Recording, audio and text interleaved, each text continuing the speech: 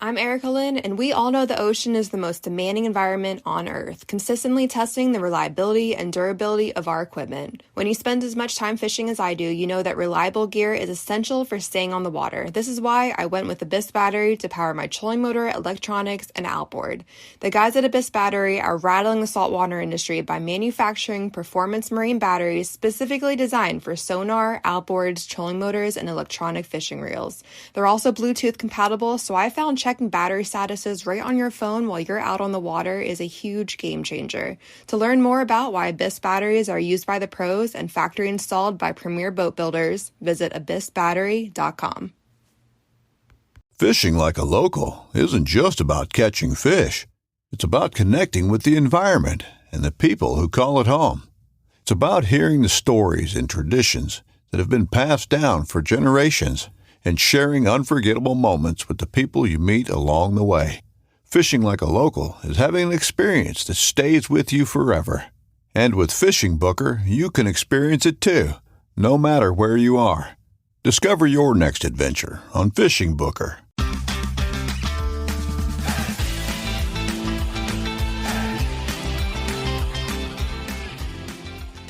Hello and welcome to the Publicly Challenged Podcast. I'm your host, Luke Oswald, and I hope you join me on my quest for knowledge to become a better public land hunter, angler, and forager. Stick with this and who knows, maybe we will learn something together.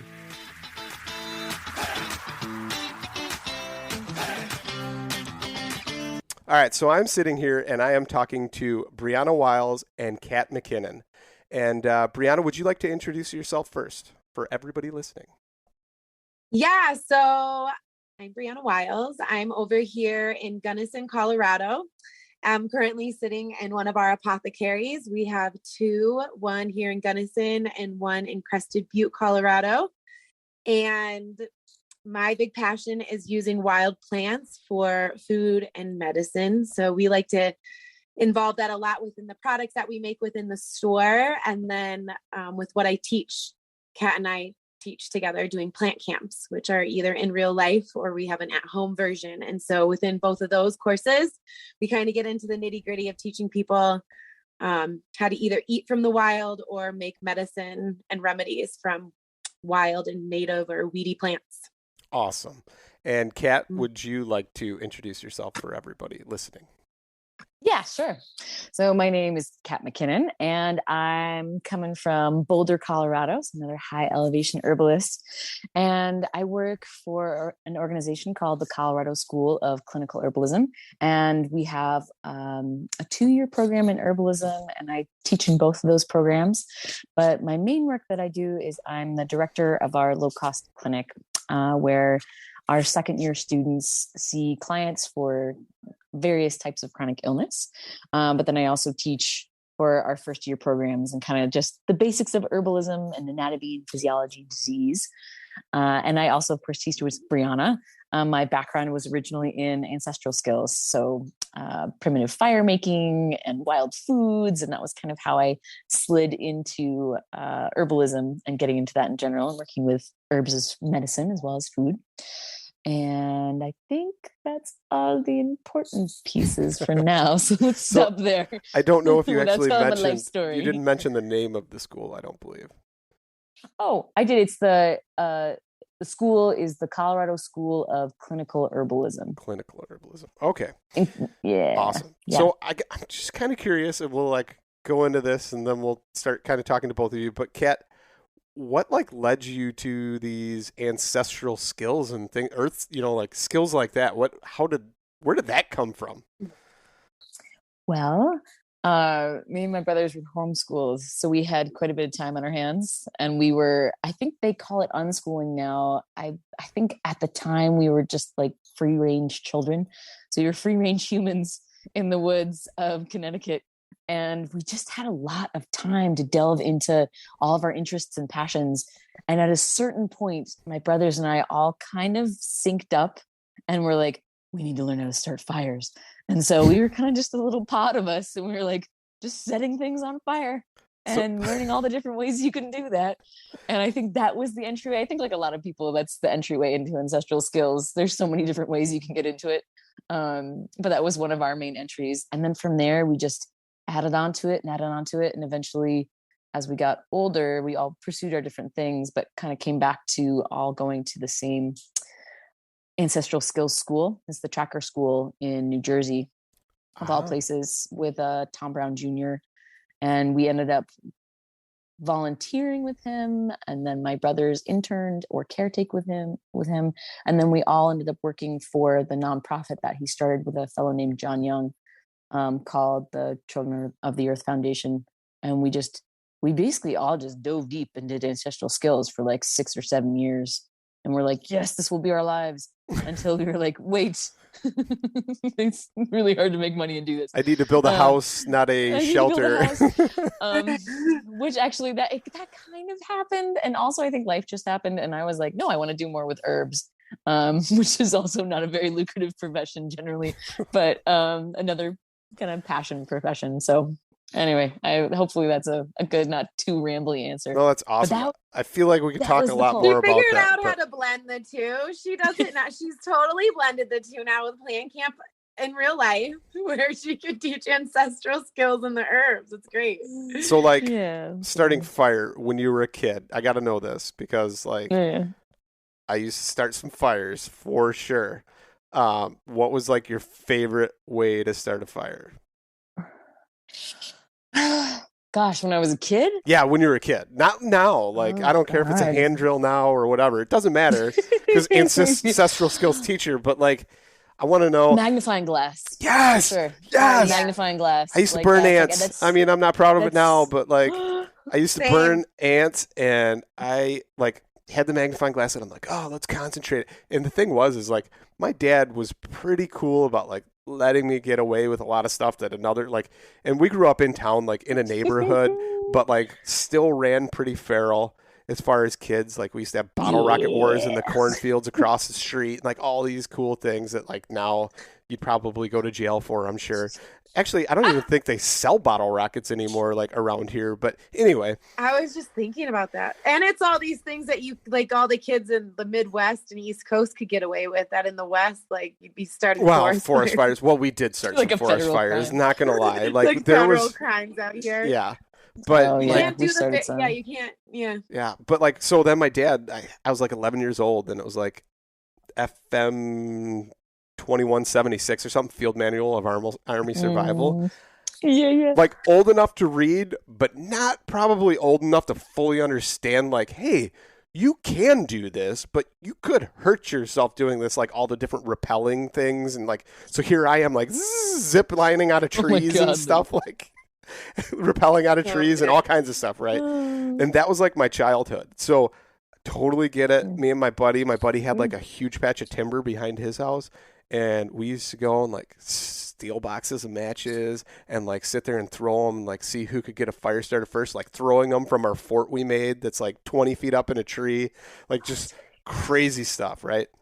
Raking fire lines. Like we learned how to rake fire lines out of desperation to stop the spread of fires that we started, because of like, this is getting huge. What are we going to do? You know, but yeah. Starting fires with a magnifying glass. I was like, what? I could do this? I even tried doing it with ice, like convexing or ice, you know, with my hand. Yeah. Can't do it. It's impossible. Maybe you can, but one, the ice has to be stupid clear, and there's no way you could use your hands long enough. Of ice ever. Yeah. So well, you need to do it. You do it with a powdered starter. Like you basically do, you know what coal extender is? The what? So we used to do it with just basically like kitchen spices, because it was perfectly granular. If you've ever started a bow drill fire, like you have the dust that you make from the friction. Oh, I see what or you're any saying. Method of friction. No, I'm saying I So couldn't concentrate the light. I couldn't concentrate the light enough. I see. Okay. You know what I mean? Like the ice wasn't clear enough. It just didn't make a good lens. And my hands got so cold, like I'd put them in my armpits and try and warm them up and then go back to it. But it never worked. Snow caves were fun. But all right. So herbalism. You guys are herbalists. And actually met you guys at the Wild Harvest Festival. And my wife actually said, she's like, you know, that made the trip for me. Taking their class and like learning their stuff. She's like, I vibed with them. The energy was good. Like, you know, it was just cool. So I had to tell you guys that. And Ah. that being said, we're kind of going to talk about some rudimentary things, even though on this podcast we've talked about stuff like, bitters are for this is for this, but we're kind of going to go into like, hey, what can I do to, everyday things to like help heal myself from multiple things, or what can I do to keep myself healthy? Things like that. So who wants to start first with some things of that nature? Ooh. Shoot 'em off. I want to hear it. I'll go first. Okay. Yeah, go for it. So are you thinking just like broad every day? Like what would you take kind of things? Yeah, like, okay, for instance, like obviously plantain. The more I learn about plantago is like, it's an amazing plant. And it's something that's so common that people completely neglect. Like it drives me nuts, the fact like, hey, all these people spray their lawns. They kill all these things because they're told they're ugly, right? And really all these things. And the other thing is like, I don't know, I could probably go on a tangent for this, but weeds. They give them the stigma and the name weeds, right? But it's not like a weed is given such a bad, like noxious, terrible name when realistically none of them are weeds. They're all plants. They all have a purpose. And it's interesting because most of those weeds have like our highest value of minerals and nutrient density to them. And so it's been kind of fun in the yard that we have. We've let it go. Like we don't do any spray or anything like that. And we're like apparently the sore eye of the neighborhood because we let things go and reestablish. So we have clover in the yard and plantain and dandelion. There's even a wormwood that's sprouted up that I won't let my husband mow over. Like there's certain patches of random feral herbs, like nettles started to come up there, and we have a mullein, and there's random things that it's from wildcrafting and bringing it back home. And then processing herbs or processing and throwing things some seeds or winnowing or and seeds out, and then they get in there. And I guess what my point is though is I like there's certain weeds that I'll pull up like kochia or even sometimes the amaranth or the lamb's quarter, because if they get mowed they get pokey because they're just like they have a firmer stem, right? But the clover and the plantain they make such a nice lawn as opposed to grass. Like it's so soft. And so they're these little low dwellers that kind of can take over, and they're more native than the grasses that we all are growing in our yards. And so to me, a lot of times those weeds that we have growing really commonly around us are like the most beneficial for us. So like the plantain, the clover, the nettle, those escapees that people are literally trying to poison and choke out of their yards. Like pineapple weed is like the most delicious little tea to have, like I was showing, we've been looking at new properties recently, and I was showing it to the real estate agent, and he's just like, what? You would eat that? Like and I'm like, smell it. And he's like, wow, that is actually like, is that really chamomile? And so I love the weeds that are around us. And I think there's such a vital component to utilizing them for the ecosystem, for us. And for being a little anarchist of like F the system and trying to poison all these things that should be around. Yes. So like what's crazy, right? Like they tell you to do all these things, and like almost conspiracy theory me is like, theorist is like, why are you telling me to get rid of these? It just pisses me off even more, or makes me want to have more of it.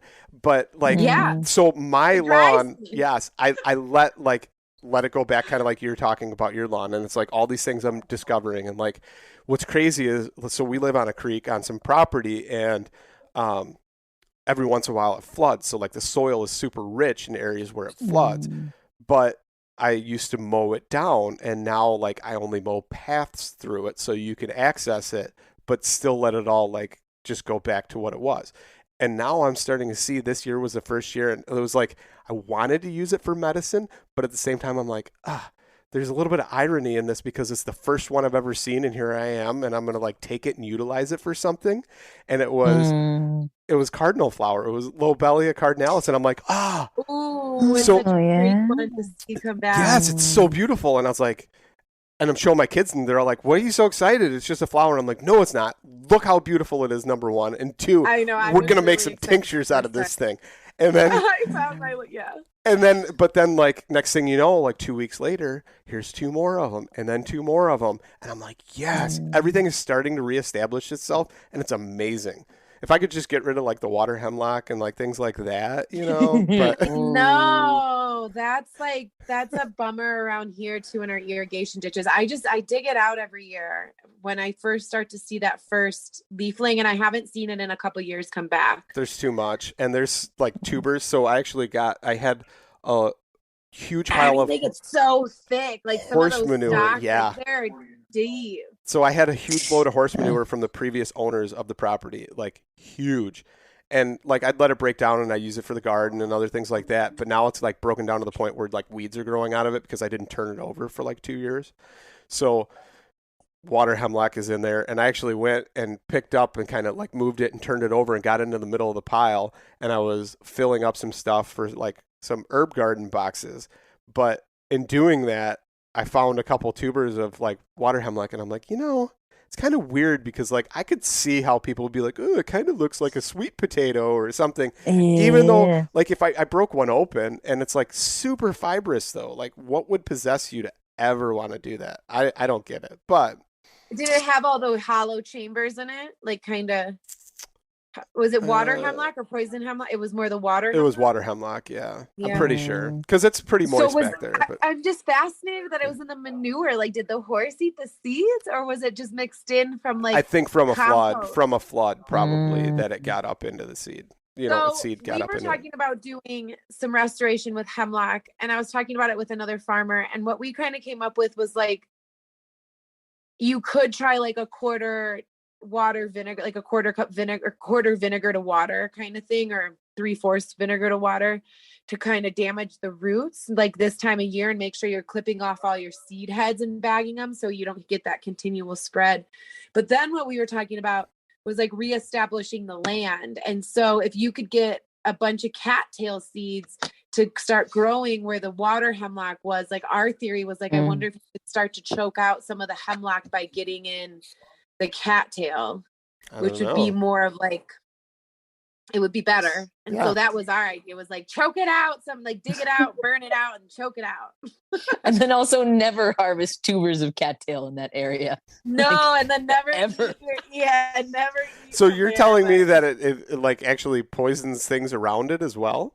Or you're saying because I think you could mess up and that'd be, I don't know. I feel like it would kind of be a tough mess up, but I mean, if you're actually following the stem down, like I'm pretty cautious, especially as like a fairly new forager. I'm definitely not an herbalist, but I start doing some earthy things. I won't even touch that stuff barehanded or like it's a shovel for me. Really? Oh, I took it and just threw it in the garbage. No big deal, but it's fine. It's not going to poison. Like, I don't feel like it's going to poison me just by touching it. I'm pretty sure I have to like ingest or like have a cut or I don't know. There's an account. Some people, there was a great story, a gal named Linda Runyon, who was one of the herbalists I first learned with on the East Coast, and she was in Jersey. But for a long time, she was homesteading in the Adirondacks. And her son, they were out in the middle of like pretty far out in the woods. And her son came back with what he thought he was, I don't know, he was young, 8, 9, 10. And he comes back with these armloads of what he thinks are carrots. He's like, Mama, look, wild carrots. And she sees it and she's just like, oh my God, knocks it out of his hands and looks on his arms. And he's just covered, like all of his forearms are just covered in these buboes, like, the really swelling, like, fluid filled, like blisters. Yeah. And that's pretty common with a couple of those family members, like cow parsnip. So, yeah, but I mean, with cow parsnip, totally edible. Yeah. As far as the root itself, I know lots of people that eat it. So here's the thing, though. For some people, I guess that's the thing. Sunlight. Obviously, you're not going to eat a ton of it, right? So you're going to do test batch. Anything I do, I always do test batch of stuff. I'm not going to but I do know people that eat wild parsnip, cow parsnip, all that stuff, and they're like, yeah, it's edible. People are crazy to like, oh, it's so terrible. It's such a horrible plant. Sure, but like, when you're in the sunlight, you're bare skinned, you're sweaty, the stuff is getting to your skin and sticking to your skin, and then you're having like a photo reaction from the sunlight. Like, therein lies the problem. It's not necessarily, and as a little kid, that's terrible because you obviously don't know that. That's it's what super I've painful. seen. Yeah. I see here in drought years, you see people saying they got poison ivy somehow while camping in the mountains here, and you're like, nah, you didn't get poison ivy up here. You got parsnips. Maybe if you were down in like the Black Canyon, there's poison ivy. It like grows like trees down there, but up here in the mountains, we don't have poison ivy. And so what it is it's them brushing against the cow parsnip, and it's usually around their wrists or around their ankles, somewhere where there's like a gap in their fabric or something, or somewhere that they're like not washing off all the way and it still lingers, and they're getting that phytodermatitis, which is like an itchy burn, rash, blistery, pretty gnar. Literally, it's like poison ivy, I think, right? Like, you have some people that react to it poorly, and some people that, like, everybody, you can do the cow parsnip tattoo, like everybody gets that. But and you can I'm not doing that. Would that like an ash mark that you were just doing? I don't know what I was doing there. I don't know. The sign of the I was like trying to think. Well, I know it's my. I'm not going to try that. Puritanical roots. But not everybody gets the blisters in the same way that not everybody gets, like, Briana's so sensitive to poison hemlock. But I'll touch it. Like, I'm like, and I can like trip out from it. Yeah. But so everyone's a little individual. I just like, if you're handling a small amount, like, then again, like the lady you were talking about or whatever, if you're removing mass amounts of it, I would probably wear gloves. But if you're pulling out like one or two pieces and being like, oh crap, that shouldn't be in there, you know what I mean? Like, I think it's the sliced root. Like, if you're exposing and crushing the fluids of the plant, you have more of an absorption into the skin is what can happen. Could be bad. Yeah, I see that. Now. So, okay, let's talk about healthy things instead of things that will kill you. You always got to start with the poisons, though. Yeah, you do. That's true. So, like, what's you guys' like common thing that you tell people, like, when they first start going down the herbalism road? Like, is there anything like, don't do this because there could be like consequences or something like that? Like, too many juniper berries or whatever could, you know what I mean? Like, in concentrated things or something like that. Well, we always recommend, like, in your region, if you're going to go for, you can be an armchair herbalist or you can be a foraging herbalist. And if you're going to be a foraging herbalist, just learn your poisons first. So somehow we ended up talking about poisons first. This is great. And water hemlock, learn the kill you dead poisons, because there's all sorts of individual reactions to herbs. And there's all sorts of what we call self-limiting poisons. So things that make you, nauseous and sweat and puke and, have like explosive diarrhea. Those are out there, but mostly they're self-limiting because they don't damage your organs long-term. So, like, learn the really, really toxic ones, the ones that you'll be in a good deal of trouble with if you eat, a couple of mouthfuls even. So what are that's those? Kind of like what would we say those are? Well, we have all 10 of the deadliest poisonous plants in North America here in Colorado. So yeah, we rep it good in our state. You guys are jealous. Water hemlock, poison hemlock, the death camas, which, as you can, I have a friend who was a death metal song, botany song about death camas. It's great. It's very, very deadly. It's like a couple of bulbs. Actually, those are really the top 3 in North America because they look like food or medicine. Like poison hemlock and water hemlock look like medicinal or edible, like a wild carrot, or there's an herb here called angelica. And death camas looks like wild onions. Like, if it's not flowering, you could confuse the bulb. So those are really the top 3 poisonous ones. Bree, what else do you think as far as like the next one's down after that people could confuse? Those are kind of like those are the top ones, and then from there you kind of get into things like monkshood or but like your mild toxins that would definitely have some effect on the body, but it might not drop you dead, or your larkspur, or your like agitating ones like your poison ivy. Things that are going to be like topical, but I mean, poison ivy, eating it, like, bad idea. Like, bad even idea. There, like, that's not, burning it, bad idea. Burning it, really bad idea. Yeah. And I'm I feel like trying to those think of a couple three, other ones. Those are kind of the big ones that you definitely want to get familiar with them. Like, yeah. you need to see them or to see pictures of them first before you can be comfortable, in my opinion, going out to get a lot of those plants, because a lot of times, like, the plants you're going after that might look like a poison plant, they actually tend to be aromatic. And so when you're going to harvest an aromatic plant like onion roots, bulbs, and you start getting a bunch of them, and then you accidentally harvest a death camas root after your fingers have really big oniony smell to them from gathering a bunch of roots, you can run into a really big problem of like, oh, but I can smell my bulbs. I don't need to know more identification. I don't need to know the way the leaf looks. I can see it by the bulbs. Well, death camas and onion, if you just looked at the bulbs and isolated the leaves from the two, you wouldn't be able to tell the difference as a novice. And if you smelled it with an onion already rid in hand, it's going to smell like onion because the tips of your fingers smell like onion. So not great, right? Yeah. That could definitely happen. Same thing sometimes with those APACE families, or those carrot family plants tend to be aromatic. And so crazy carrot family. Or the poison hemlock and the water hemlock, have more of a like musty, deathy kind of smell is how I associate that smell with it. Whereas things like angelica or carrot, and a few others tend to have more of this like intense aroma that comes out of the roots. But again, if you're harvesting a bunch and slicing your knife and cutting roots out, you can definitely overpower a musty smelling root with an aromatic root. I don't spend too much time in the APACA family yet.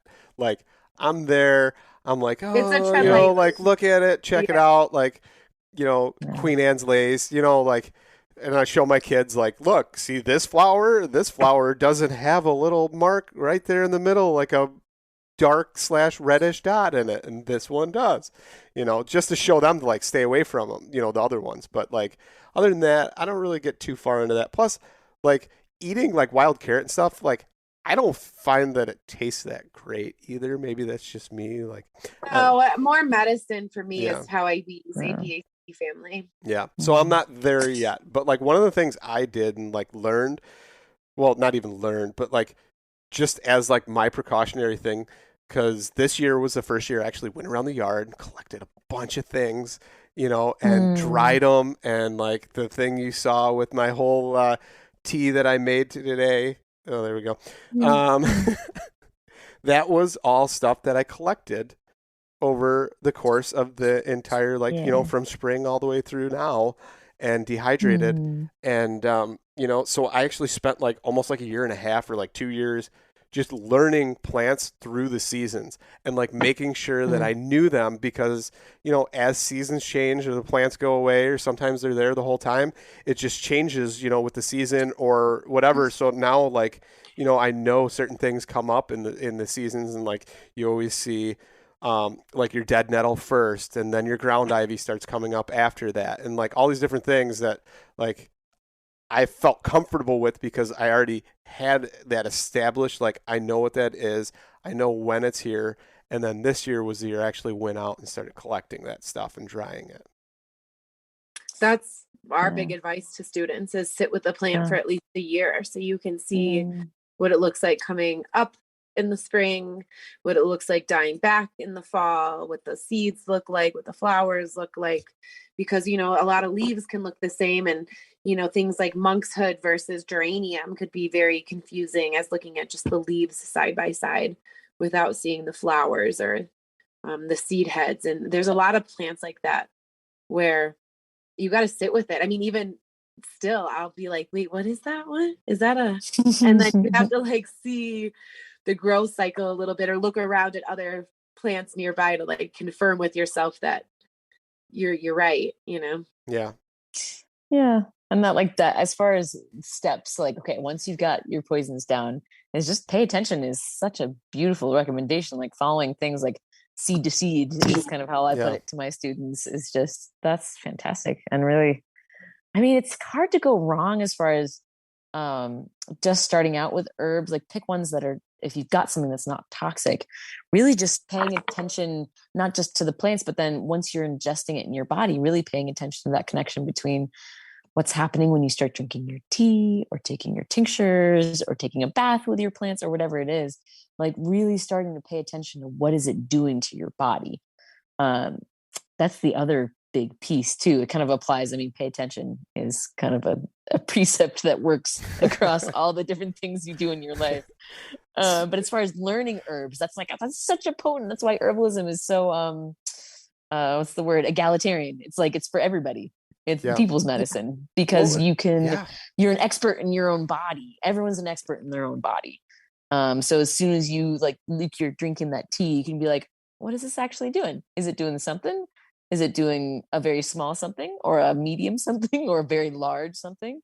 And that's at least with, you're not, as long as you're not trying to knock back, hyper concentrated plant materials, like you're not trying to drink essential oils or something insane like that, you'll usually be able to, perceive okay, I can start to your human settings start to come back online in a more subtle way. It's like level 3, you start to get more sensate and more, you get more interaction with your body and then between the herbs and then the earth. It's just so and the earth. Yeah.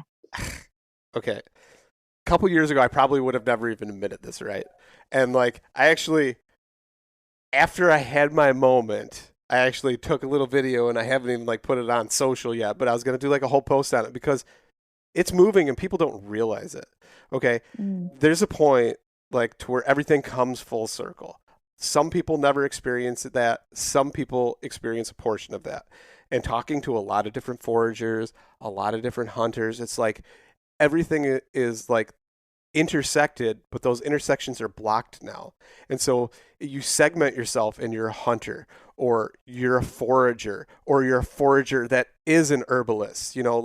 It's not connected, and it should be. And it's crazy to me that it's not, because it goes back to those earth skills, those ancestral skills that it was life, and now it's not. And it's crazy to me. But anyway, so I'm out and I'm looking for hens the other day, hen of the woods, and I'm running around and I don't find any, and I find this giant puffball, and I'm like, oh, I get excited, and I run up to it, and then it's dead. And I'm like, crap. And it made me sad. And I had a moment, and I'm like, but then I was like, I turned around and I'm like, yes. And there was just 20 of them. And I just took what I could take and use, the ones that weren't buggy and whatever. But it was awesome. Earth provides, So then I was like, I'm going to go to another spot. And what's crazy is the one spot, which was only maybe 10 feet in elevation different, and the one that was actually higher, I start going to all these oak trees, and it's boom. Hen just starting to grow, and it's this big, perfect size, not buggy yet, totally just cut around, didn't get any leaves in it or sticks in it. It was the perfect one. And I had this moment, I'm like, thank you, oak tree. And I put my hand on it. I'm like, I felt it. I was like, thank you. Thank you for providing for me. What could I ever do for you? Because I can't give you the same that you've already given me with the acorns, a place to be in and hunt when the deer are eating the acorns, and giving me that mushroom and everything else that you provide. It was just an amazing feeling. And I felt that connection, and I'm like, did I just become super granola, or you know what I mean? But realistically, it was that connection, and it's all those things. But I don't think without the foraging, a hunter would never have that moment. I mean, maybe they do, maybe they don't. I'm already super thankful for that animal, but now I'm thankful for the tree that provides for that animal. I'm thankful for the tree that provides for me and gives me these mushrooms. It's an amazing cycle, and that's full circle. And it's how do you even explain that to somebody and be like, no, listen, man, you need to go out. You need to find this. You need to do this and hug that frickin' tree. You know what I mean? How do you tell somebody that? But I had that moment. It's hard because I think a lot of people too. On average, it takes about 30 days for a person to break their New Year's resolution. So if saving money was on your 2024 list, your odds aren't really looking that great. Luckily, I have a 100% guaranteed way to save you money this year. Just switch to Mint Mobile right now. Mint Mobile has wireless plans starting at just $15 a month. That's unlimited talk, text, and data for $15 a month. If you save as much as I think you're going to, you are going to be able to afford a brand new rod and reel. Use your own phone with any Mint Mobile plan and keep your same phone number along with all of your existing contacts. To get your new wireless plan for $15 a month and get the plan shipped to your door for free, go to mintmobile.com/waypoint. That's mintmobile.com/waypoint. Cut your wireless bill to $15 a month at mintmobile.com/waypoint. Additional taxes, fees, and restrictions apply. See Mint Mobile for details. How do you feel great on vacation? Like really good? Easy. You go to Aruba. You'll spend your time relaxing on cool white sand beaches and floating in healing blue water. You'll immerse yourself in natural wonder and find your center on an island where things move at your speed. You won't just feel great, you'll feel relaxed, renewed, and ready for life. That's the Aruba effect. Plan your trip at aruba.com. They don't like the mystery. Like they want to walk out and find it and have that satisfaction really quick. And I had someone say it to me once in that way, and it like blew my mind. And they're like, wow, so you just like go out there and you don't know that you're going to find what you're looking for, but you're still okay with that. Like I have to go out there and I have to know that I know where my mushroom spot is. I know that I'm probably going to find something. And like that to me is fun. And I was like, what? Like, I love finding new spots. Like, I don't want to go back to the old spots unless like, I don't know, I guess I have to, or like, I mean, or you just hit them all up because you keep collecting them every year. Right.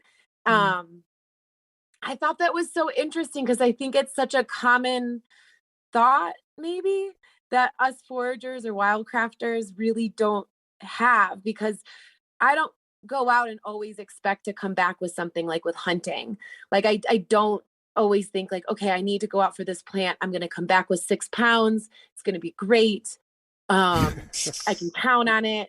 And I don't go with that mindset because it's in the wild and I don't know what this year's providing and I don't know what it's going to look like or how I feel about it in a lot of different ways, or what the plants even are kind of sending off to me in the way of what I want to harvest. And so that to me is like ethical.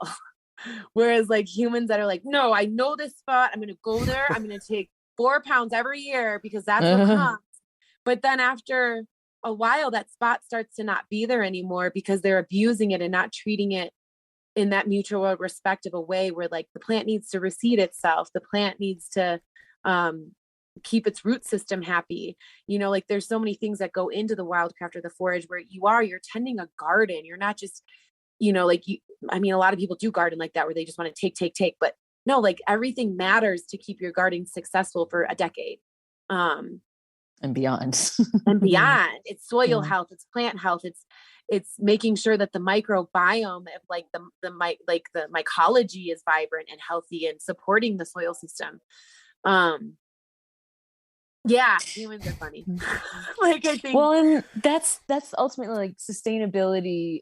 Briana and I both seen this because we've both been involved in herbalism for about the same period of time. But, you know, even just in the past 10 years, sustainability is, you know, it's a buzzword everywhere. It's like, it's a sustainable wildcrafted iPhone. Like, you're like, oh, like, you know, it's just everything has got that on. It's like, this is our, anyway. Yeah, there's a lot where people abuse words to where they become meaningless. I totally agree with that. Yeah. The ultimate thing that you just described, where you were like, oh, this beautiful oak tree is giving me this that gift. Thing is older than I can ever be. You know what I mean? Like that tree is 150 years old, probably. It's given more oxygen to the earth than anything. Like it's done more work for the earth than we can fathom. The only thing I ever thought of was like, if something were to happen to you, I could try and protect you. That's it. Like that's all I've got to offer, buddy. You know what I mean? Like, yeah. Well, I mean, like that's sustainability to me. Like that's because it goes beyond like how do we sustain the same kind of taking process and goes back into like, oh, do you have a relationship?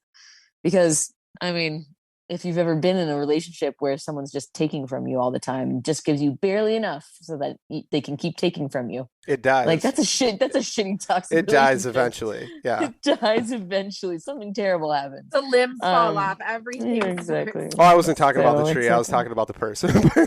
Yeah, I was too. Like Earl. The limbs fall off. Start. Oh god. Like the Dixie Chicks song or whatever it was. But yeah, so that's perfect. Like that little bit of like, oh, like less sustainability, more like relating, and it's also just so much more fun.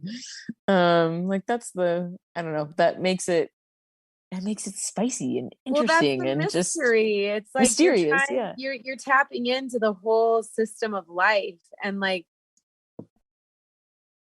I don't know, like it's oxytocin feeling. Like when you walk it's into the amazing. woods, Yeah, I felt like it's a different feeling. It's that feeling of like a newborn baby that you just birthed, and it's like, I don't know. To me, that's how the woods feel. It's a flood. Like if there's a flood of emotions that opens up when you walk into the woods. If you're tapped into like, wow, there is so much going on around us right now. You know, we were in the woods the other day and we were gathering a root that's native to here. And all of a sudden we could hear the mooing of two moose. There was a cow and a bull. And it was like, you feel it. Like you didn't just hear them, you could feel it vibrating in your body, you know? And there's those elements that I think are so raw to witness, and like buzzword wise, that whole rewilding and people having to have these words to like forest bathe and rewild and all these things that are becoming like trendy. And it's like, you mean walking in the effing woods? Like we have to like call it something. Yeah. All it's doing is just tapping into your connection that you should have, that you've gotten so far away from. And that's like when you were talking about the people like, wait, what? You don't know what you're going to get? That goes back to, it's like, that goes back to society and the mindset of instant gratification, and everything has to come instantly. 100%. And like, Mr. Bezos, sorry, you've even ruined me, because now when I order something and it's like, wait, what? It's going to take like a week and a half to get here? What? What? Yeah. So, I mean, that's just the mindset that we've all gotten. And like, anytime I could encourage people to totally get out in nature, just immerse yourself, let yourself be in the moment. That's the biggest thing, right? Like be in the moment and just see where it takes you. And that's like what happened to me though, right? So I found the puffballs and I'm like, so there's no hen of the woods here, which is kind of weird because I've got a buddy that found like over 200 pounds already. I don't need that many. I'm not going to take that many. He makes some preserves and gives away to all of his friends and stuff. And that's cool. And, you know, and probably sells some to, you know, other people too. But me, I'm going to take enough for me. I'm going to put it up enough to share. And that's enough for me. You know, different mindset. But then again, you know, that's like how I hunt too. Like I'm not going to overtake. Even when I hunt certain properties, like I'm like, okay, if I hunt here, I'm going to take one deer from this property and then I'm moving on to something else and take one from there. You know, you want to maintain, once again, that's the balance of making sure things reseed and all these other things. You want to keep that balance and keep it beautiful and keep it to where it grows and it's healthy. Yeah. We do this. Oh, go ahead. No, I was just going to say, as far as like what you can do, you know, oh no, maybe I shouldn't say this. Oh no, it's all right. The thought, it's coming out.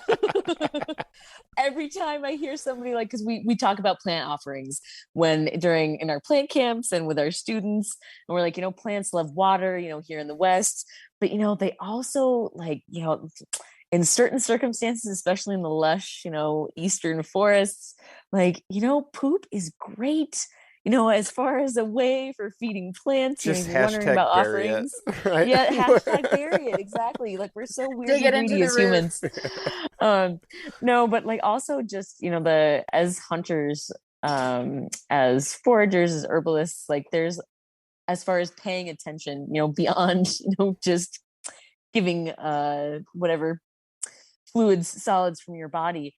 But I'd say that even like the paying attention piece, that is just one of the places to start as far as giving back to your landscape, because you can encourage the process. You can, Bree was talking about gardens before, and just like with you in your yard or with you in your forest patch, wherever you're tending, you can spread seeds, right? You can make it so that you can, I've done this before where I take wild plums and I take them home and then I germinate them in the spring and I go out and I put them in a spot and I bury it in a little patch.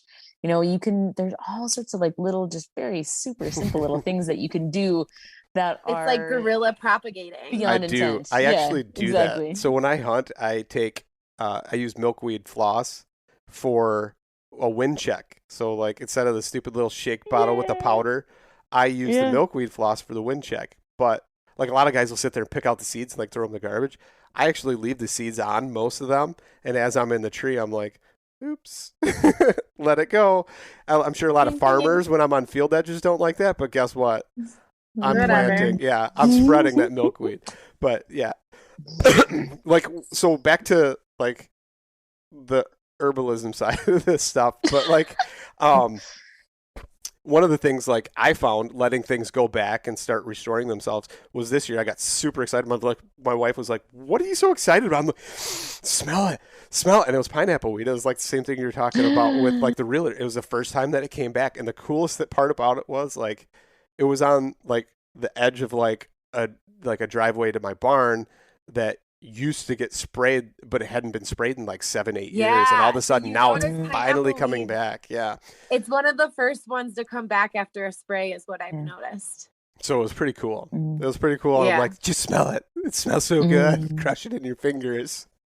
But one of those things, right? It came back. So let's talk about some things because we're actually pretty long on time already. But okay.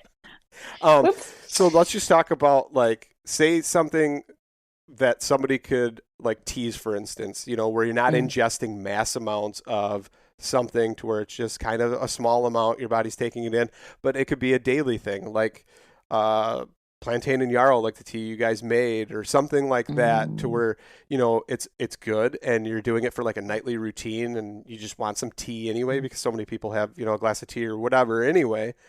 What's something you could utilize that would actually be beneficial for you on a daily basis or something like that? Why don't you take this one, Briana, and I'll take that. You tell me yours, and I'll tell you mine.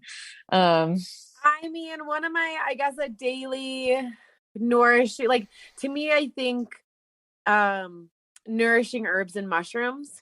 So I really like traditional mushrooms as well, meaning like turkey tail, chaga, lion's mane.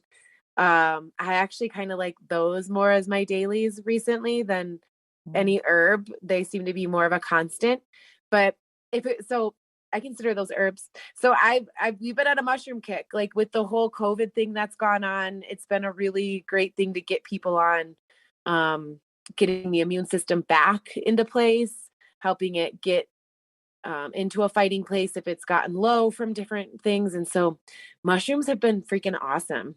I don't know if I could like pick one, maybe chaga. So chaga is actually a canker, right? It's a canker. Yeah, it kills the tree, but in turn makes this wonderful, beautiful thing that we utilize for medicine. But like a vampire. Yeah. So with Halloween coming, the chaga is nice. But if it was an herb, I guess nettle. But for us out here in Colorado, nettle's really drying on like a daily basis. So I like a blend of like nettle and marshmallow together as a tea.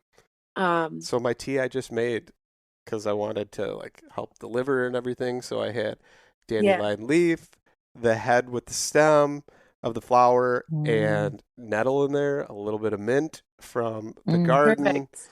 And some aloe root too. So like just a little bit, Which is perfect. So you've got like a good aromatic, like we talk about those aromatic herbs always being as like a pusher herb or something that's going to help carry those other herbs deeper into the body and help them get to places. And it also tastes good, right? You want to be able to have something that tastes delightful, not that you're just drinking like green water. You're going to have more success with people drinking their herbs if it's palatable. And so mint's a great one. Rose is another nice one that you can get from the wild that gives your teas a nice light flavor. I actually put a couple drops of my reishi tincture in there too. But always add the mushrooms these days. So let's talk about mushrooms then. Are you utilizing tinctures or are you using like powders or, like We dried do mushroom? both. I do both. So like if I'm making a pot of coffee in the morning, I usually use a French press, and I'll put like a teaspoon of a mushroom blend in there where it's about 8 to 12 different mushrooms in there. And then we just did a whole line of tinctures that we're calling fungi and flora here at the shop at Rooted. And so those are a blend of mushrooms with herbs to kind of specify different targets. So like we have a lymphatic one called Feng Fu Fighting. That's really good. Like post sickness or to help. Isn't that good? Yeah, it's a pretty good name. It's a pretty good name. And so that one's good for like helping to like get the lymphatic system flowing with where it's got cleavers and chickweed and red root and ocotillo in with turkey tail and chaga. Then we have like our shroom tonic, which is all these medicinal mushrooms with chocolate. So it's palatable, right? Taste matters. And then we have one for skincare. We have one for ADHD where we have lion's mane mixed with a bunch of herbs that are really good with focus, adaptogenic kind of herbs that way. We have one that we call our lion's mane neural regain, because we've seen lion's mane and anti-inflammatory herbs and adaptogens to really help people with the long haul of COVID with like brain fog and neurological issues that are presenting that way. So we get them loaded up on that one and like the Feng Fu Fighting to see how we can kind of kick their immune system, either to like fight off any extra spike proteins that could be lingering in the body, or just to get that immune system back to a good function. And then what's the last one we have there? I think there's another one, but reishi and chill. So it's reishi and mimosa and rose and pinyon, and that one's really tasty. And that's like your little chill pill anti depressant. I have fun with names, and I do too. So we've embraced the mushrooms this year more so than before with skincare, with internal care, and yeah. My wife thought she was pretty clever with names. And so she was writing, like when she was writing on the dried herbs on the lid, she was like Stevia Nicks and like writing different ones. And then I'm like, good. But I'm like, what about this one? And what about this one? You didn't do anything with this. And she's like, well, I couldn't think of anything. And I'm like, give me some time. So like sage, I was like, Jimmy Sage. And she's like, I don't get it. And I'm like, really? Like one of the greatest bands of all time, and you don't know? And she's like, no. Yeah, she's just like, no. No, but whatever. I thought it was pretty good. I think it's clever. I love, the plant puns are some of my favorites. So what are some other things besides the mushrooms, Kat? Do you want to talk about like what's a good daily? I mean, one of my favorites on the daily, it's not necessarily even tea or tincture. It could be whole plant, but bitters. There's nature deficit disorder. There's all sorts of, but bitter deficit disorder, I think, is very underplayed in the United States. You mean that like everything we consume has like sugar in it to make it taste sweet and like make it, or sugar salt, and like carbs. Make us want more? Is that like a thing? No, and they mask it? Totally dysregulating.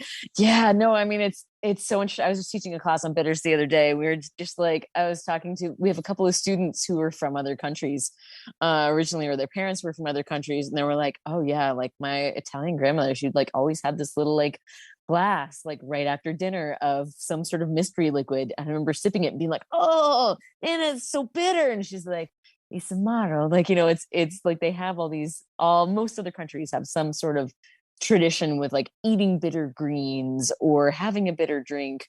And we need it as humans. Like we have bitter receptors inside of our lung tissue and our cardiovascular tissue and everywhere throughout the body. And we don't even know how important they are. We know basics of like, oh, look, it definitely gives a little pump to the liver and to the digestive tract. But I feel like all you have to do is taste it. Literally, that's all you got to do. It's once or twice a day, which we tend to like. The major bitter we get is coffee, and we tend to like pumpkin spice latte the crap out of that. You know what's terrible about that? I would like it with caramel. And can we just take the bitter part out? What's terrible about the coffee is only crap coffee, because I'm a coffee snob, but crap coffee is bitter, or the brewing process, or stale grounds. So like good coffee isn't even bitter. You're actually going to taste like oak and caramel notes. It's going to be like a wine tasting and an amazing experience, but it's crap coffee. The stuff where you get stuff which actually has oats and barley and other things toasted in with it, even though they lie about it and say it's pure grounds.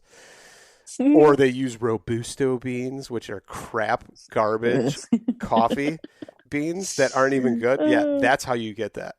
So Yeah, that shit bitter. Okay? So unless I mean, instead of going to like the 7-Eleven and like getting the 5-hour-old coffee, burnt coffee, just like simple, just like a dandelion leaf in a day, or even like just I'm not picky. I'm like however you can get them, but just like even like arugula, or like if you're not going to go for wild greens, if you're not quite there yet, just anything that you can get that has a little bit of that bitterness to it, which is lettuce greens in the garden. Like if you grow them yourself, they'll have that, or like the bottoms of romaine, like if you get those romaine lettuce and you bite the bottom of it, it's got that like bitterness to it. But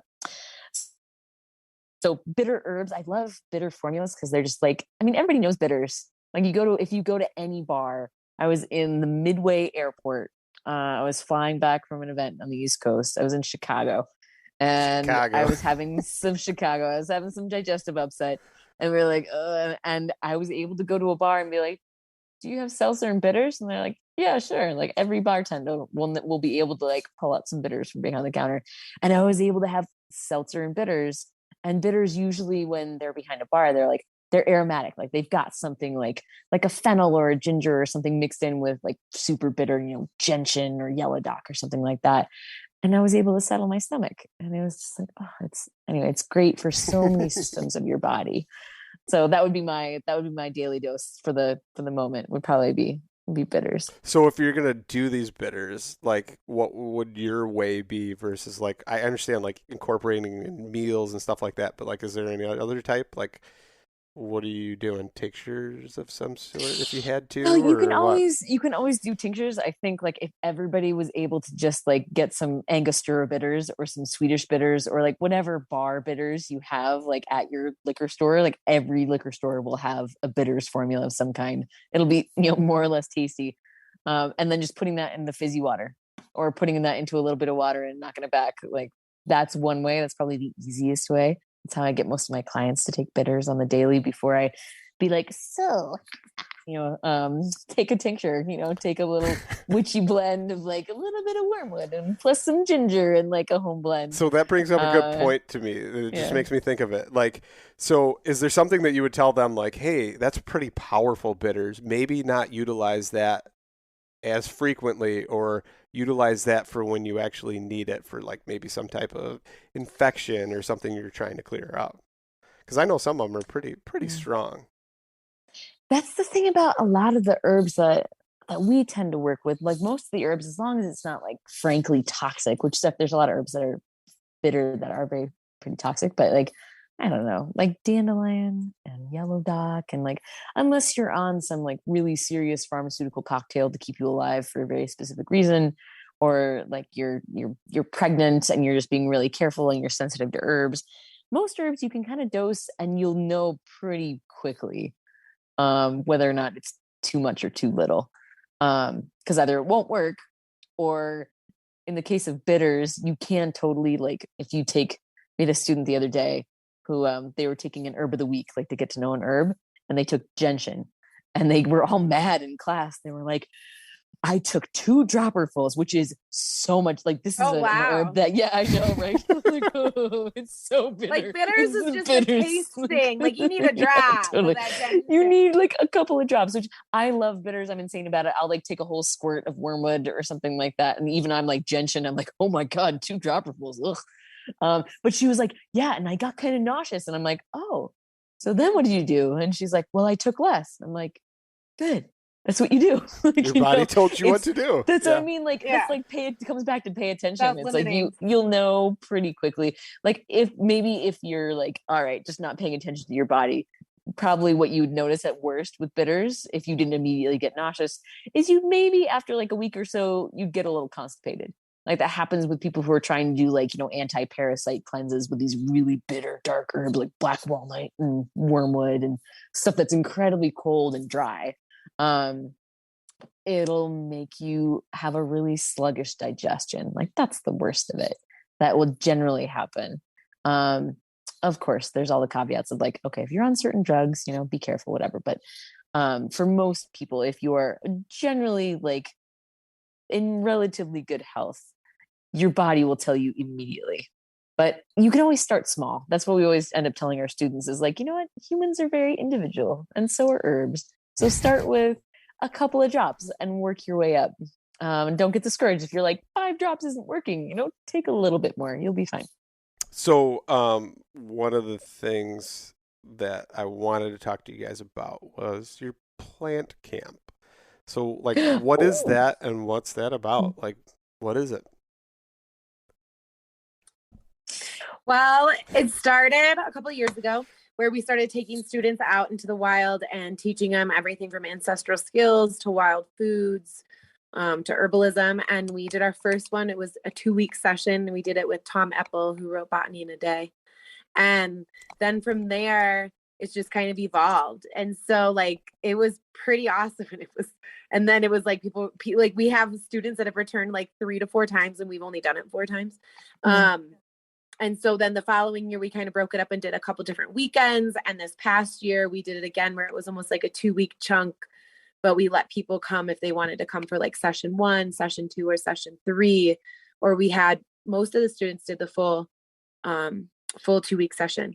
And so we camp and we like kind of commune together and cook wild food meals, make medicine together. They learn how to like do the hands-on stuff that a lot of people get nervous to do at home, like tincture making or salve making. Like we were talking about that whole getting back into nature and like rewilding or whatnot. And one of the things the students like get the most out of is like their plant sits. Literally just have them go sit with like an aspen tree and see what they have to say after just like sitting with a plant. Cause a lot of people don't take the time to do that. So we do everything from like distillation to learning about herbs. I put plant ID, making sure you're like a little trained botanist. And then because not everybody can come to Colorado to do it, we in turn started a plant camp at home that Kat and I made last winter. And it's our at home class. And so you can learn wild foods, herbalism, gardening, how to make medicine and everything from the comfort of your home. And it's like a bunch of recipes and plants that you learn about. So is that like a self-paced thing or is it like live sessions? How does that work? A little bit of both. So you can take it. It's funny. We were about halfway through, cause it's a 3-month course and you can self-pace it. And we got about halfway through cause basically you have a bit of material. We have like 5 pages of material every day. And then we'd meet every month to just talk about like, okay, like where's everybody at? Like, how are you doing? We have these like kind of 2-hour live sessions where we do a demo and, of the things that are a little harder to do sometimes by yourself, like making a tincture, making a lotion, etc. And we were I think we were at our 2nd session and we realized that most people were only like 4 weeks into the material, even though we were like 8 weeks into the program, because it's just such a huge amount of material. We got very ambitious. We're like, everyone's going to sit down every day and read 5 pages and like practice with the medicine and all the herbs, which you could totally do. And you could totally go gung-ho and just, you could send it. But for the most part, what we've seen a lot of people do is kind of just like take little bites at a time. And we've set it up so that you have access to all of the live sessions that we open up to. You can just jump in at any point at any of our live sessions where we kind of do Q&As and do kind of discuss principles or discuss a method of medicine making. And you have access to the course kind of just in perpetuity. So we have a lot of people who have just kind of like, when they have times, like they'll have a week off or they'll have a weekend off and they'll take, a big bite and they'll dive deep into the tincture making week or into the wild foods week or whatever. So that's a little bit of a combination of the self-paced aspect of things, but then the live sessions make it so that people can engage kind of at any point they want with whatever part of the curriculum they can. And any of we were on our 3rd opening for students. And so it's like, we're building like a little community of students with everybody. And so everybody can come in on those lives if they started last fall or And then in are the like spring. those live sessions recordable to where they could access them later Yeah. or something? Okay, that's Yep. cool. That's definitely cool Yeah. too. Because then, I mean, if you miss it or whatever, at least you can feel like you got something, out of that. And I always feel like live sessions or talking to somebody, I tend to pick up more than just looking at something anyway, or like, like Tim Clemens always talks about forming a relationship. Touch the plant, sit there with the plant, look at it, like know it. But it's totally true. Like once you learn that plant and like, or distinguishing feature or something sticks out to you, you're like, oh, hey, You don't forget it. I know that one. Yeah. These are my friends now. It's Yeah. like, The life like all these experience. plants, and like the more plants I learn, learning plants doesn't do anything, but building that relationship, like it becomes your ally. Like all of a sudden you're like, oh yeah, that's mullein. Well, guess what? You make a tea with that mullein and like soothe a sore throat or a cough, and it's like, hey, wait a minute, that's my friend. It's not just a plant anymore that you learn, which is pretty it's like cool. I call it the plant encyclopedia. It's like your built-in encyclopedia that never leaves. It's like it's in your back pocket of your brain, like it's always going to be accessible to you wherever you go. Yeah, absolutely. So, we talked about your plant camp. We talked about, a little bit about the apothecary. So before we go, can you guys kind of talk about like where everybody can find you guys individually and, as a collective for teaching for the plant camp and all that cool stuff too? Kat, you can go all first. the plant okay. camp. I was going to say plant camp stuff all lives on our Rooted Apothecary website. Okay.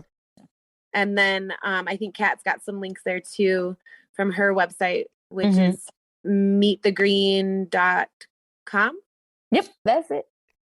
And then ours is rooted-apothecary.com. So if somebody were wanting to reach out to you to either get treatment, education, something like that, Kat, where would they kind of get in touch with you? Would it be through the website or email or something like that?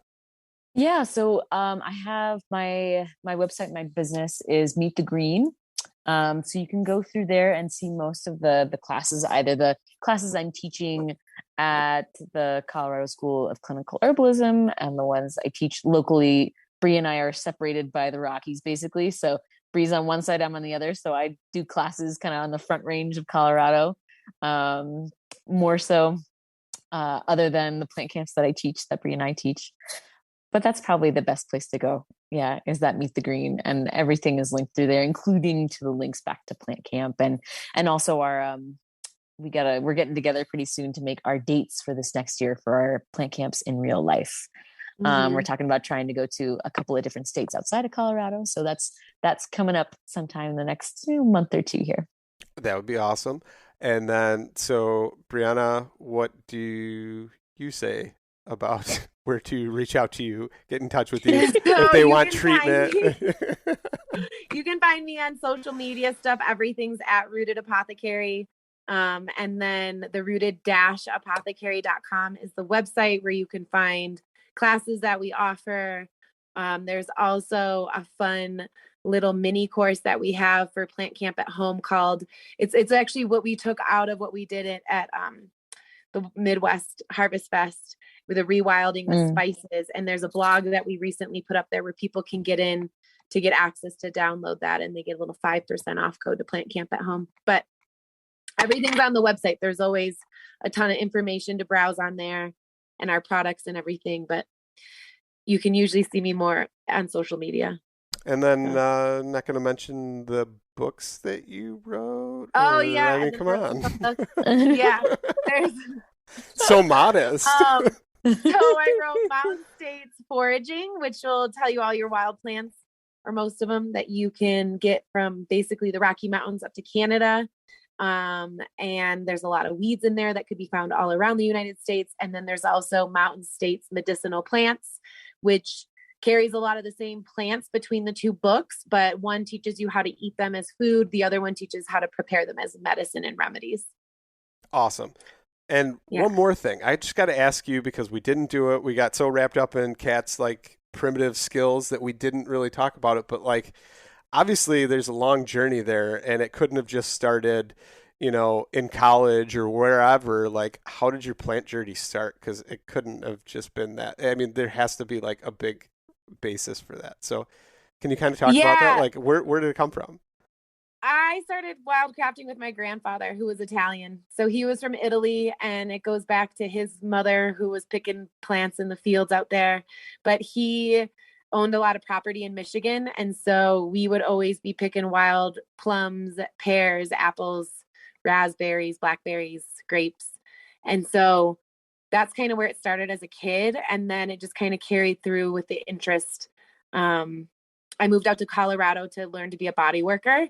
And then from there, that was in Boulder. And then I was like, but I want to know herbs too. And so I just kept diving in. And out here where I live, there wasn't really anyone to take me under their wing. So I actually ended up meeting my main mentor, Jim McDonald, who is back in Michigan, and he lives about 30 minutes away from where I grew up. So it was a cool circle where I came out here, cool. People introduced me to Jim, and then I was like, wait, you are teaching about everything I grew up around, like literally 30 minutes away from where I live. So Jim's one of my best friends, and we hang out, you know, whenever I get back to Michigan. Our kids are even best friends, and it became like this weird little full circle. So I know my Western plants, my Michigan plants. That's one of the places we'd love to do a plant camp. And I just kind of kept going from there and learning all the plants around me. I started taking up botany and flora classes in college. So that's where I got a lot of my botanizing skills and learning the plants that were out here. And then I just kind of started connecting the dots with Michael Moore's books, the herbalist, not the film guy. And I was like, what? No, not a side life. Diving with it, you know, and then before I knew it, people were asking me if I wanted to write books about the plants that I'd been talking about or studying and utilizing. And so that's how I got my book deals, was kind of word of mouth from a Michigan herbalist writer, Lisa Rose, who wrote the Midwest Foraging and Midwest Herbalism book over there, the medicinal plant book for the Midwest. And Lisa M. Rose, I believe. Lisa M. Rose is a good friend of mine.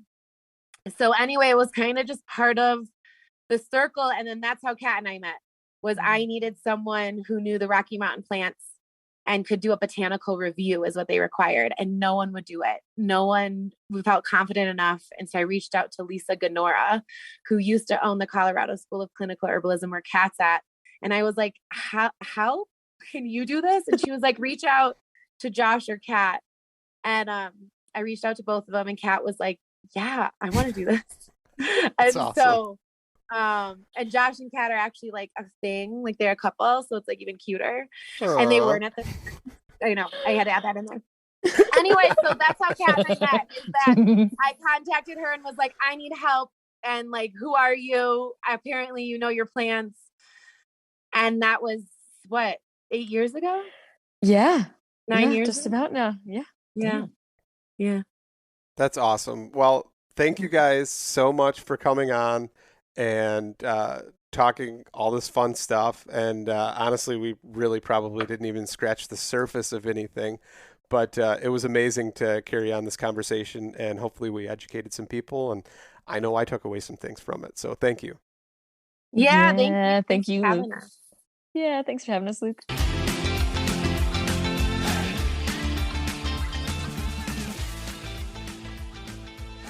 And once again, thank you so much for listening to the Publicly Challenged podcast. I hope you enjoyed the show, and if you did, please subscribe on whatever platform it is you're listening to. Also, if you could leave a review, that would help us out. And you can check us out on Instagram or at publiclychallenged.com. And once again, thank you so much for listening to the show.